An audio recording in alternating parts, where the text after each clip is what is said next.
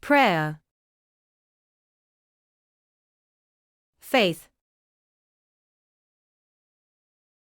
Appropriation. And the scandal of waiting.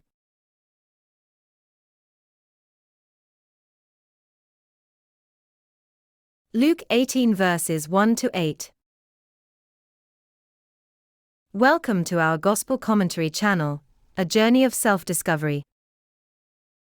For a more complete overview of our human, cultural and spiritual proposal, we suggest you visit the website juvie.art.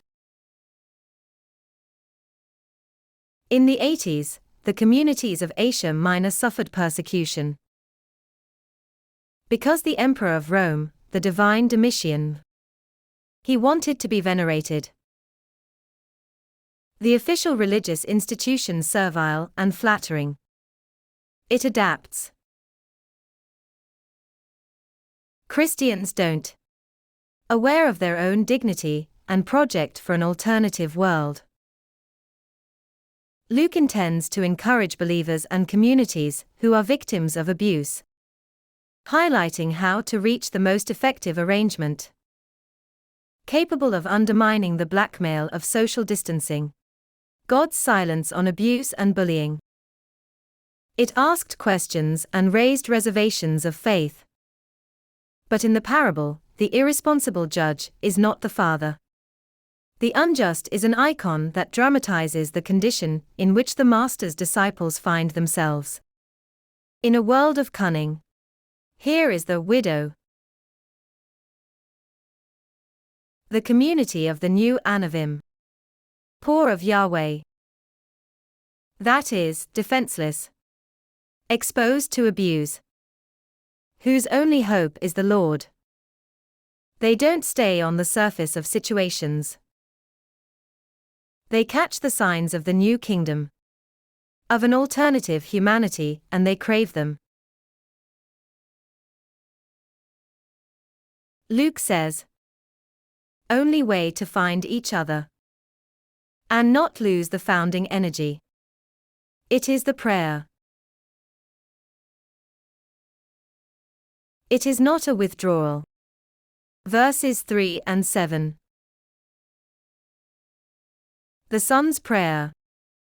It is more of a forward action. A kind of leap.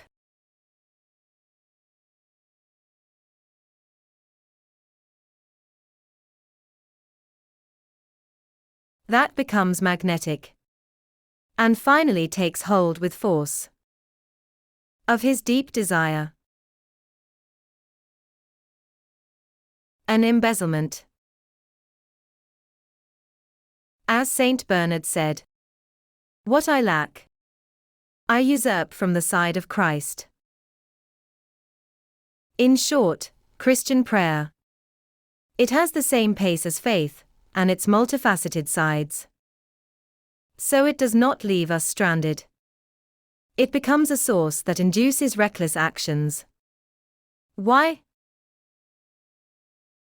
Sometimes things change. In the world, only by calculation. But that said, even the most banal interests move something. Verses 4 to 5. There are aspects of our dialogue with God, characterized by traits of assent. But the colored part of the speech. It comes when you enter into a marital climate.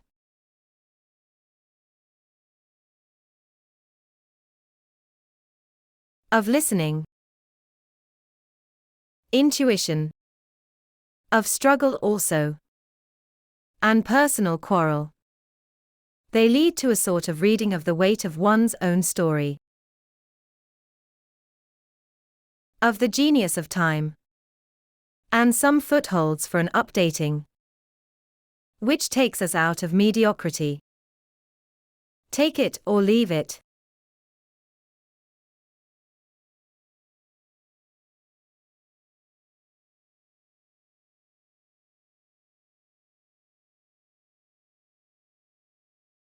In short, prayer is a concrete gesture. It puts you in touch with a vision that gives guidance. Vocation at all costs. A kind of primordial energy that reappears.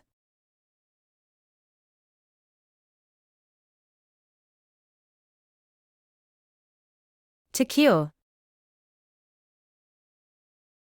and manage situations. Not only is it the great tool for not losing your head, and a means of not discouraging.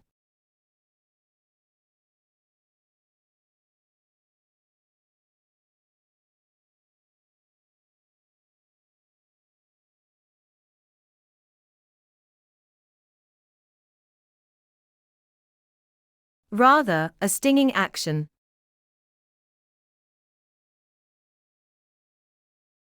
An annoying. With attractive effect. Magnet.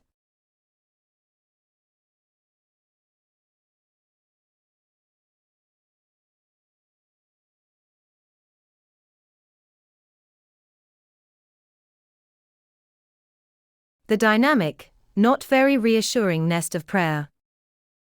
It brings us back to the core of the essence, to the eminent self, in the realm of the call by name.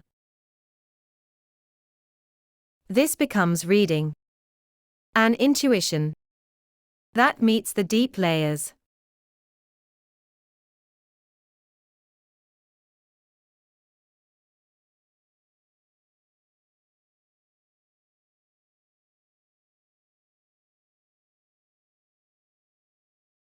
It is in this shift of gaze and vision that we actualize the future. So on, prayer itself guides us to the realization of our being, individual and ministerial ecclesial.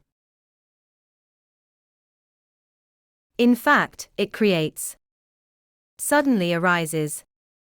Verse 8. The appropriate conditions. The acute moments of the turning point. Because it lives elsewhere, and at the base of the soul.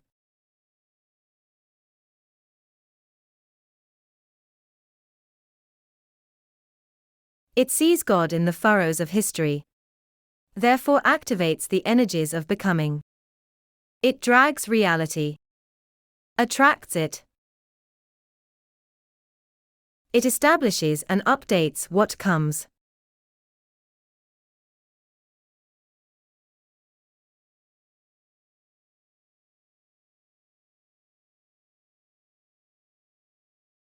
It questions and stirs the institution that tends to wither. With his helm, and even among too many fogs, plows through the waves of aging toxins, flies over the bullying, unlocks the world, and our whole life.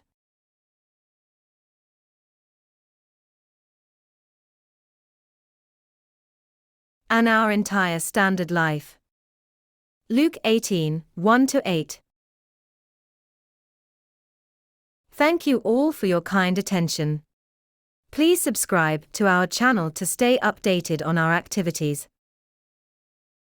If you liked it, leave a well done to support us. Subscribe, give your precious like, share with your friends, and feel free to comment. Thank you, join us, and see you soon.